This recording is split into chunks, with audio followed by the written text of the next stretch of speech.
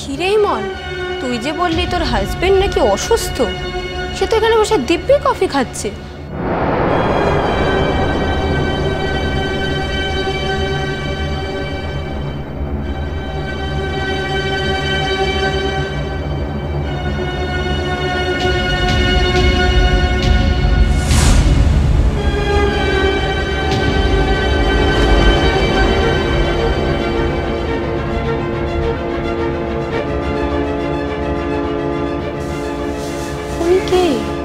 বান্ধবী?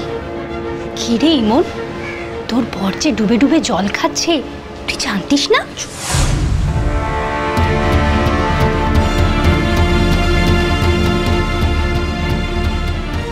Excuse me, বিলটা দিন একটু। এই যে মিস্টার রণজয় চ্যাটার্জি, শুধু নিজের বান্ধবীকে কফি খাওয়ালে হবে? বউয়ের বান্ধবীদের কফি খাওয়াবেন না? আজ কিন্তু আমাদেরও খাওয়াতে হবে।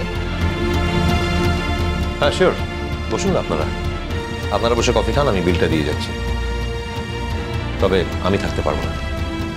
বারে, এতক্ষণ তো বেশ বসে আড্ডা দিচ্ছিলেন, আর যেই ইমন এলো অমনি চলে যাচ্ছেন যে বড়। কে ইমন, তো বরকে আটকা। আমি আর কি আটকাবো, উনি তো অলরেডি আটকে আছেন।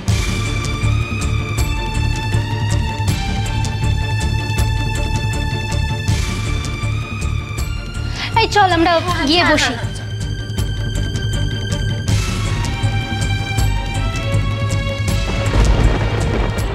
একটা খুব জরুরি কথা ছিল, সেজন্যই আমরা কফি শপে আসতে বাধ্য হয়েছিলাম। তুমি আমাকে কোনো এক্সপ্লেনেশন দিও না রূপকথা দি, আমি তোমার কাছ থেকে কোনো এক্সপ্লেনেশন চাই না। আমি এমনি তো এখানে থাকবো না, তোমাদের ডিস্টার্ব করবো না। আমি বাড়ি যাচ্ছি। আমরাও বিল দিয়ে বাড়ি যাচ্ছিলাম। তার দরকার কি? আর একটু বসে যাও, এত তাড়াতাড়ি সব কথা শেষ হয়ে গেল। আমি এগোলাম রূপকথা, আমাকে আবার অফিস যেতে হবে। আর ইমন,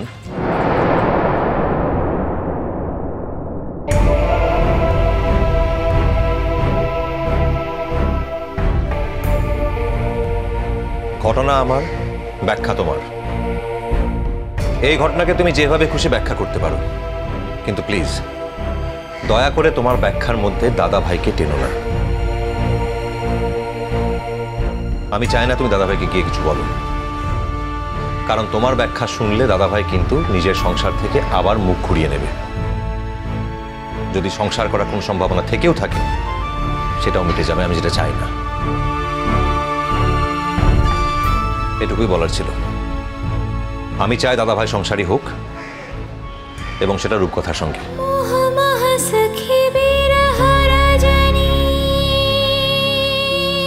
আসছি।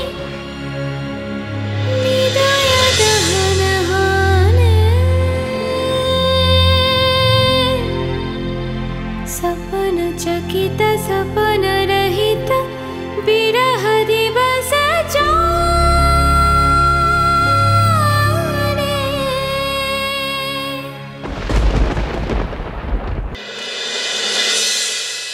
হ্যাঁ লেখো লেখো, চালের দামটাও লেখো।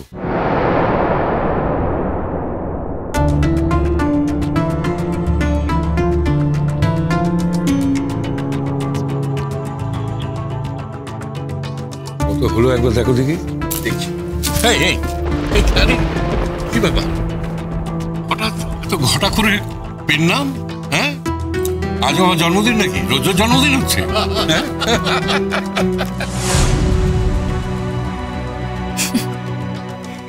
ঠিকই বলেছো বাবা, আজ ভুল করে হলেও তুমি একদম ঠিক কথা বলেছ।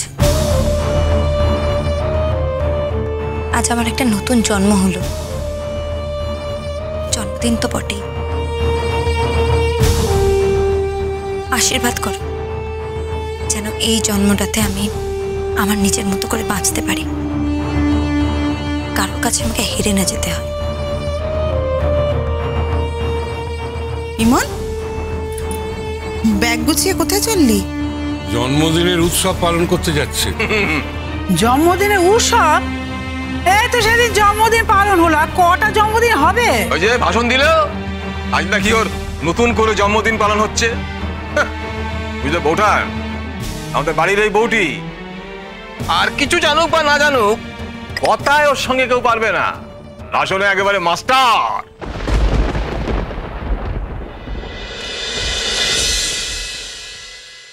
আমি আসছি জেঠিমা।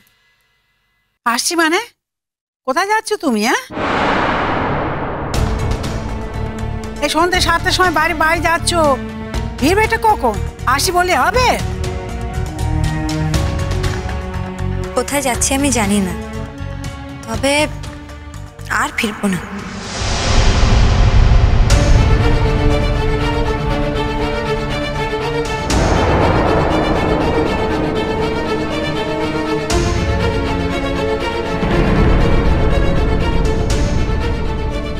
ফিরবেন?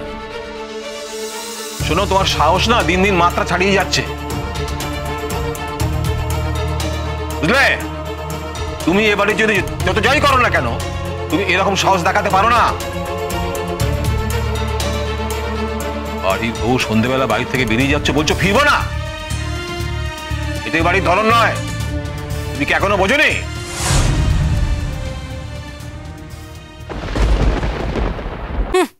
বাবা, এক সময় না সত্যি মনে মনে ভাবি যে এই কাজটাই যদি আমি করতাম তাহলে বজ্জেটি বলো তুমি আমাকে কি বলতে? বছরে একদিনও যদি করতাম কি বলতে বজ্জেটি তুমি বলো আমাকে? এমনিতে কিচ্ছুটি না করে, বলো নতুনদি, কিচ্ছুটি না করে সবার কাছ থেকে শুনবো আমি এইটা পারি না, আমি ওইটা পারি না, আমি এইটা শিখিনি, আমি ওইটা শিখিনি, আমি এইটা করেছি, আমি ওইটা করেছি। বাপরে বাপরে বাপ, সব বোধহয় তোমরা বলে চলেছো। আর এখন বলো বলো, ওর মতো যদি আমি জীবন কাটাতাম তোমরা কি বলতে? ইচ্ছে মতো, খুশি মতো কি বলতে? অমন ধারার মেয়ে আমি নই, বুঝেছো? যে বরের সঙ্গে মিথ্যে কথা বলে ড্যারেং ড্যারেং করতে করতে বিয়ের তারিখ পালন করতে বেড়াতে চলে যাব, আবার হঠাৎ করে পটের বিবি সেজে নেমে পড়ে সবার সামনে মাঝখানে দাঁড়িয়ে বলবো আমি আর আজকে রাত্রে ফিরবো না। অমন ধারার মেয়ে আমি নই। হ্যাঁ মিঠু, তুমি না অনেক বেশি কথা বলছো, জানো তো, বড্ড বেশি কথা বলছো। তুমি যে সম্পর্কে ওর থেকে ছোট, এটা কি ভুলে গেছো তুমি? না গো কলিদি, ভুলে যাইনি। কিন্তু কি বলতো কলিদি, একই ছাদের তলায় দুজন মানুষের সঙ্গে যখন পরিবারের সকলে দুরকম আচার ব্যবহার করে না, তখন তো তোমার মুখ ফুটে কোনো কথা বলতে শুনিনি কলিদি। হ্যাঁ মিঠু, একই ছাদের তলায় যখন দুটো মানুষ দুরকম করে থাকে, মানে ইমন যেমন নিজের যা কিছু আছে উজাড় করে সবাইকে দেয়, আর তুমি শুধু আমার আমার আমার করে নিজের জিনিসটা আগলে রাখো, তখনও তো আমরা এটা নিয়ে কোনো কথা বলি না মিঠু।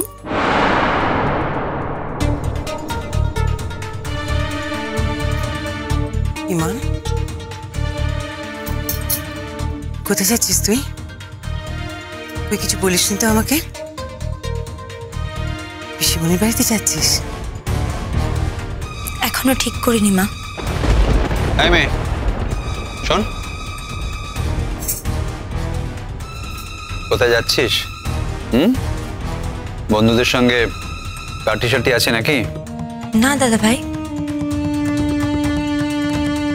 তা কোথায় যাচ্ছ মা গো? হ্যাঁ, ঘরে মাঠে হাওয়া খেতে যাচ্ছ? তা বেশ, তা ঘরে গাড়িখানা সঙ্গে আছে তো? ও ও ও ও ও, তোমার বড়ি তোমার ড্রাইভার নেই কো? তাহলে কে নিয়ে যাবে সঙ্গে? নাকি সে অফিস থেকে আগে এসে নুকে নুকে বাড়ি দাঁড়িয়ে আছে নিয়ে যাবে বলে? তোমাদের দ্বারা কিচ্ছু অসম্ভব নয়। বাবারে বাবা, এই চিন্তাগুলো আজকের পর থেকে আর কখনো করতে হবে না। আমার বরকে নিয়ে যাচ্ছে না ছোট কাকিমা, আমি একাই যাচ্ছি। গাড়ি করেও যাব না, পায়ে হেঁটে বাসে ট্রামে যেভাবে যাওয়া যায়। অবশ্য জানি না কোথায় যাব, যাওয়ার জায়গা এখনো ঠিক করিনি। তবে এটুকু জানি আমি আর কখনো এই বাড়িতে ফিরবো না, কারণ পাকাপাকি ভাবেই আমি এই বাড়ি থেকে চলে যেতে চাইছি।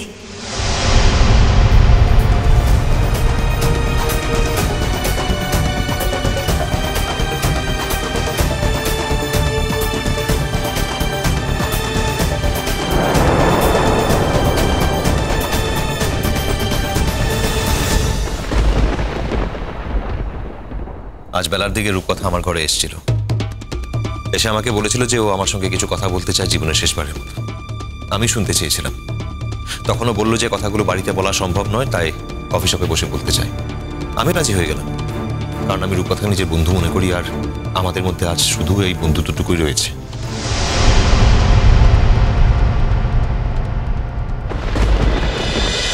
কুসুম দোলা কুসুম